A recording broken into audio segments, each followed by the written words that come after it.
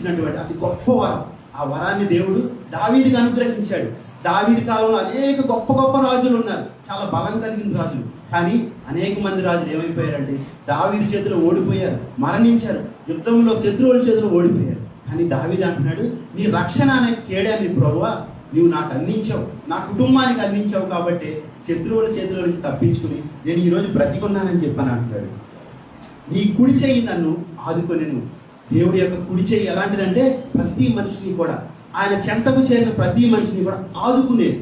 అంటే పాపం అనే ఊబిలో పడిపోయిన మనిషిని కుడి చెయ్యి ఇచ్చి రక్షించేవాడై ఉన్నాడు దేవుడు.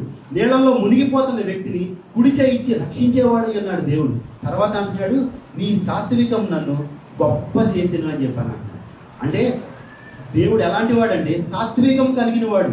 దావీదు పట్ల గొప్ప సాత్వికాన్ని చూపించాడు దేవుడు. ఎందుకని అంటున్నాడంటే దావీదులా, నువ్వు నా పట్ల నీలో ఉన్నటువంటి ఆ సాత్వికాన్ని నా పట్ల చూపించకపోయినట్లయితే ఈరోజు దావీదు అనేవాడు ఈరోజు బ్రతికుండేవాడు కాదయ్యా అన్నాడు. ఎందుకంటున్నాడు, దావీదు దేవుని వాక్యం తెలిసిన వ్యక్తే, దేవుడిలో నుంచి తప్పిపోయాడు, చేయరాని కార్యాన్ని చేశాడు, ధర్మశాస్త్రాన్ని త్రోసివేశాడు, ధర్మశాస్త్రంలో ఆజ్ఞలన్నింటినీ కూడా మీరి ఒక వ్యక్తిని చంపేశాడు. చంపిన దాన్ని బట్టి దావీదు మరణాన్ని దేవుడు ఏం చేశాడంటే దావీదు నోటి నుంచే చెప్పించాడు. ఏమనంటే ఆ మనిషి కనికరం లేకుండా చేశాడు కాబట్టి నిశ్చయంగా అతను చావాలని చెప్పేశాను.